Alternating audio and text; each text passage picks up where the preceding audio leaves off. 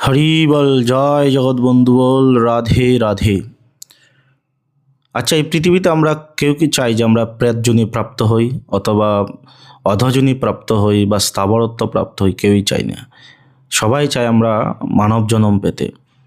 তো ভগবান শ্রীকৃষ্ণ শ্রীমদ্ ভাগবতমে বলেছেন, নৃদেহ মাধ্যম সুলভম সুদুর্লভম। অর্থাৎ মানব জন্ম লাভ করাটা হচ্ছে অতি দুর্লভের থেকেও দুর্লভ, কিন্তু আমরা সহজে পেয়ে গেছি। তো যেই ব্রত পালন করলে আমাদের প্রেতজনি বা অধজনি প্রাপ্ত হবে না, চলুন সেই ব্রত সম্পর্কে আমরা জেনে নিই। আমি আপনাদের সাথে আছি দাস বন্ধুব্রত। চলুন শুরু করা যাক। ভগবান শ্রীকৃষ্ণকে একবার যুধিষ্ঠির মহারাজ জিজ্ঞেস করেছিলেন যে মাঘ মাসের শুক্লপক্ষে যে জয়া একাদশী, সেই জয়া একাদশী সর্ব পাপ বিনাশিনী এবং পবিত্রা, সর্বকামনা তথা আমাদের মুক্তি প্রদান করেন। তো এই ব্রত সম্পর্কে আমাকে বিস্তারিত বলুন। তখন ভগবান বললেন যে এই ব্রত জয়া একাদশী বা ভৈমী একাদশী নামে পরিচিত। ভবিষ্যোত্তর পুরাণে এটার বিস্তারিত বর্ণনা আছে। আবার গরুড় পুরাণে এই মাঘ মাসে শুক্লপক্ষে একাদশীকে ভৈমী একাদশী নামে অভিহিত করা হয়েছে। তখন ভগবান বললেন, মাঘ মাসের এই শুক্লপক্ষের জয়া বা ভৈমী একাদশী সর্ব পাপ বিনাশ করে এবং সর্বকামনা তথা মুক্তি প্রদান করেন। এবং এই ব্রত পালন করলে কেউ প্রেতত্ব প্রাপ্ত হয় না এবং সর্বরকমের পাপ থেকে মুক্ত করে। তাই মহারাজ যুধিষ্ঠির, আপনি শ্রবণ করুন সেই শুক্লপক্ষীয় জয়া তথা ভৈমী একাদশীর ব্রত মাহাত্ম্য কথা। তখন ভগবান শ্রীকৃষ্ণ বললেন, দেবরাজ ইন্দ্র মাঝে মধ্যে পারিজাত পুষ্পশোভিত নন্দনকাননে বিহার করতেন। সেই দেবরাজ ইন্দ্রের দেবের সভায় সমগ্র দেবদেবী সহ অন্যান্য অপ্সরাগণও থাকতেন। তো দেবরাজ ইন্দ্রের সভায় তখন অপ্সরা গন্ধর্বগণ সেখানে মিলিত হইয়া নৃত্যগীত করতেন। আর এই নৃত্যগীত দেখে ইন্দ্র অনেক আনন্দ উপভোগ করতেন। তাই সব সময়ই এরকম করে গন্ধর্ব আর অপ্সরাদের নিয়ে নৃত্য করতেন। একবার এইরকম নৃত্যগীত অনুষ্ঠানে পুষ্পদত্ত, চিত্রসেন সহ অন্যান্য প্রধান গন্ধর্বরা উপস্থিত ছিলেন। আর পুষ্পদত্তের এক পুত্র আছে, তার নাম হলো মাল্যবান। আর চিত্রসেনের এক অপর সুন্দরী কন্যা আছে, সে কন্যার নাম হচ্ছে পুষ্পবন্তী। তো এই নৃত্যগীত চলাকালে পুষ্পদত্তর পুত্র মাল্যবান, ওই যে চিত্রসেন আছে, চিত্রসেনের কন্যা পুষ্পবন্তীকে দেখে মোহিত হয়ে যায়। তো মোহিত হয়ে যাওয়ার পর একজন আরেকজনের দিকে চেয়ে থাকে অপলকে। তো এইরকম অপলকে চেয়ে থাকার মধ্যে দুজনেরই নৃত্যগীত বন্ধ হয়ে যায়। হঠাৎ করেই এই ইন্দ্রের সভায় নৃত্যগীত বিপর্যয় দেখা দিল, অর্থাৎ কীর্তন অথবা নৃত্যগীত থেমে গেল। তখন দেবরাজ ইন্দ্র এটা লক্ষ্য করলেন, দেখলেন যে হঠাৎ করে কেন নৃত্যগীত বন্ধ হয়ে গেল।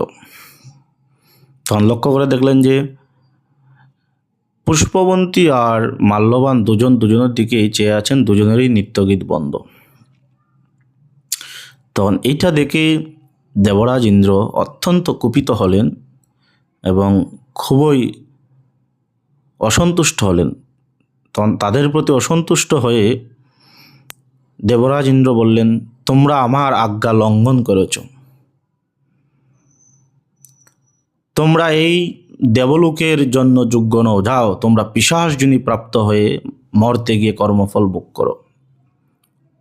তখন এই পুষ্পবন্তী আর মাল্যবান দুজনেই পিশাচিনী রূপে হিমালয় পর্বতে জন্মগ্রহণ করলেন। তো একদিন এই পিশাচিনী হিমালয়ের এক গর্তে বসবাস করার সময় কোনো খাবার, আহার বা জল কোনো কিছু জুটল না তাদের কপালে। আর ভাবতেছে যে পিশাচিনী, আমরা সামান্যটুকু পাপ করিনি, তার জন্য আমাদের এত বড় সাজা এবং নরক যন্ত্রণা ভোগ করছি। এরকম করে আর কোনো পাপ আমরা করব না, আর সহ্য হচ্ছে না এই নরক যন্ত্রণা। তখন তারা সেদিন এক পর্বতের গুহায় আশ্রয় নিয়েছিলেন। আর এরকম মাঘ মাস ছিল, তো খুব শীত ছিল। শীতের জন্য তাদের এক তো আহার নেই, আর শীতের প্রভাবে তাদের সেদিন আর নিদ্রাও হয়নি। তখন সারা রাত অনিদ্রা কেটে গেল। আর সৌভাগ্যক্রমে ওই দিনটা ছিল এই মাঘী শুক্লাপক্ষিয়া জয়া বা বহিমী একাদশী। তো না জেনেও তাদের এই একাদশী ব্রত পালন হয়ে গেল।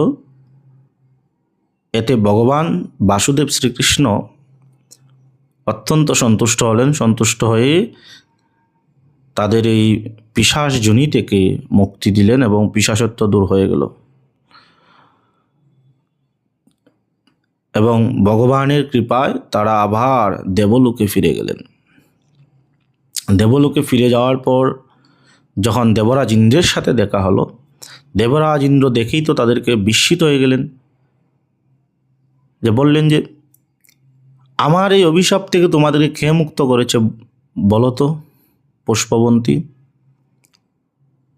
তখন পুষ্পবন্তী মাল্যবান দুজনেই বলতে লাগলো, প্রভু, আমরা হিমালয় পর্বতের গুহায় না জেনে সেদিন শীতের প্রভাবে মাঘী শুক্লপক্ষিয়া একাদশী তিথি যেটা আছে বহিমী একাদশী ও জয়া একাদশী নামে জগতে প্রচারিত, সেই একাদশী তিথিতে আমরা অনাহারে এবং অনিদ্রায় রাত্রি যাপন করেছিলাম। আর সেই বহিমী একাদশী তথা জয়া একাদশীর প্রভাবে আমাদের এই পিশাচত্ব দূর হয়েছে। এতে ভগবান বাসুদেব শ্রীকৃষ্ণ প্রীত হয়ে আমাদের এই অভিশাপ থেকে মুক্ত করেছেন এবং আমরা এই দেবলোকে ফিরে এসেছি। তখন দেবরাজ ইন্দ্র তাদেরকে বলতে লাগলো, খুশি হয়ে বলল, যাও তোমরা এই দেবলোকে ইচ্ছা মতো এবং মনের সুখে আনন্দে বসবাস করো। আর জেনে রাখো, এই জগতে যারা কৃষ্ণ ভক্ত আছে তারা আমাদেরও প্রণম্য এবং পূজ্য। তোমরা সুখে দেবলোকে বাস করো, আর যেখানে কৃষ্ণ ভক্ত দেখবে তাদের চরণ বন্দন করো। তো এই হলো একাদশী তথা বহিমী অর্থাৎ জয়া একাদশী ব্রত মাহাত্ম্য। তখন বললেন যে এই বহিমী একাদশী তথা জয়া একাদশী ব্রত পালন করলে ব্রহ্মহত্যাজনিত পাপ নাশ হয়ে যায় এবং সকল যজ্ঞ তীর্থের ফল দান করে। তাহলে আমরা চলুন আগামী বৃহস্পতিবার যে বহিমী একাদশী ব্রত আছে আমরা চেষ্টা করব সকলেই রাত্রি জাগরণ করে শ্রীহরি নাম সংকীর্তন করা। মহানামব্রত ব্রহ্মচারী মহারাজ বলেছেন যে উপবাস কাকে বলে, তিনি ব্যাখ্যা করেছেন উপমানের নিকটে বাস মানে বাসর, অর্থাৎ শ্রী ভগবানের নিকটে বাস করা অর্থাৎ হরিবাসর, যেখানে শ্রীহরি বাস করেন। শ্রীহরি কোথায় বাস করেন?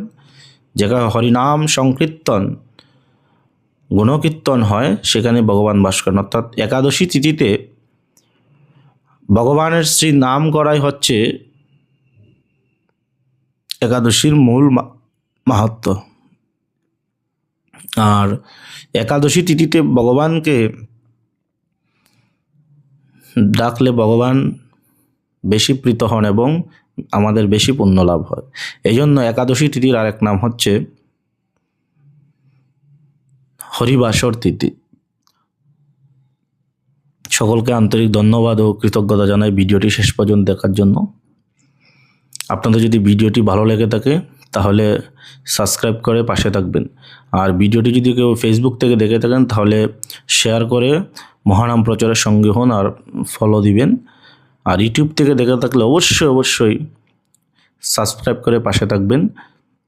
সকলের মঙ্গল হোক, সবাই যেন সুখী হয়, সবাই যেন কৃষ্ণ ভজনে রত থাকে, এই প্রার্থনা করি প্রভুর চরণে। বলুন জয়া একাদশী ব্রত কি জয়, ভৈমী একাদশী ব্রত কি জয়, সাধুগুরু বৈষ্ণব কি জয়, ভক্তবৃন্দ কি জয়, মহানাম সম্প্রদায় কি জয়, বৈষ্ণব সম্প্রদায় কি জয়, একাদশী ব্রত কি জয়। জয় জয় নিতাই গৌর প্রেমানন্দে, হরি হরি বল।